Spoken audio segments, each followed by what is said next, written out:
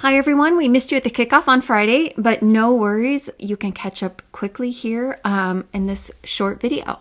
So first, we just want to go over briefly the high-level expectations for coaches and for coaching and mentoring.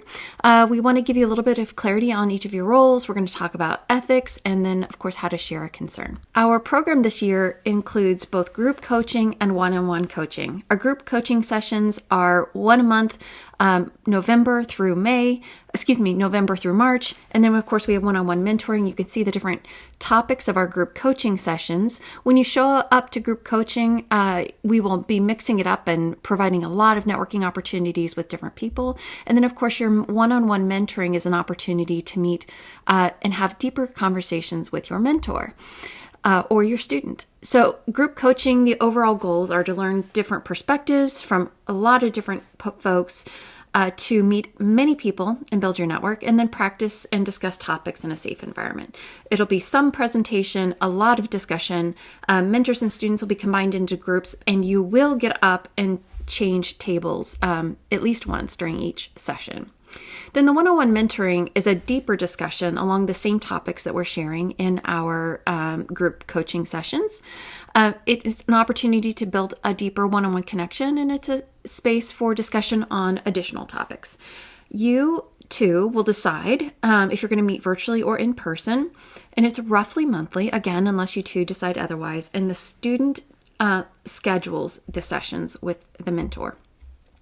If you're a mentor, your role is generally to provide professional and cultural guidance, constructive feedback, and to review student reflections. So we shared with each of you a Google Drive link. There in the Google Drive, we'll be adding a document each month that contains sort of some questions about the group coaching, just some general reflection opportunities. So review the student reflections and then use it for dialogue. Just a couple quick mentor do's and don'ts. They're just, what you would expect for a mentor. Do listen actively, do be a role model, do be open to learning.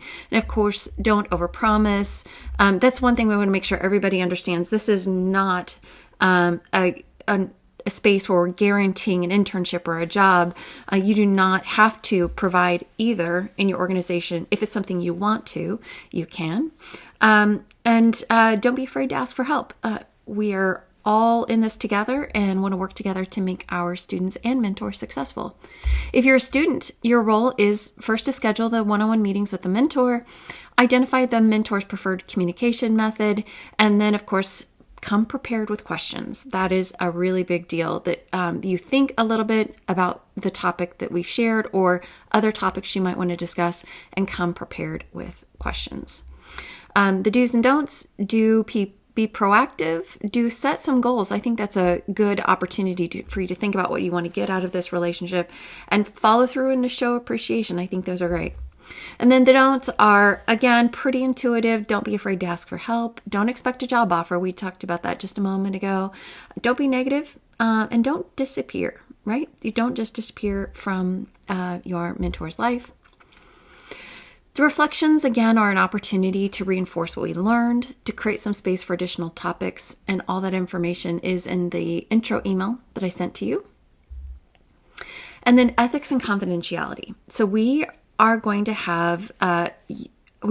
use the Chatham House rule, which essentially is allowing people to share more contentious opinions, perhaps, without jeopardizing the professional reputation. And it creates a very clear separation between the individual and those of their employer. And so the idea is that you're free as a participant to use the information that's received, but neither the identity of the individual nor the affiliation of the speaker, the individual, or any other participant is revealed. So if you are allowed to reveal the participant's name and views, we will tell you that very clearly in the discussion. And then, of course, all conduct needs to remain professional, etc. If you have any concerns about what's happening, please send a note to either me or Lane Brown. We've included our email addresses and our cell phone numbers here, or our phone numbers.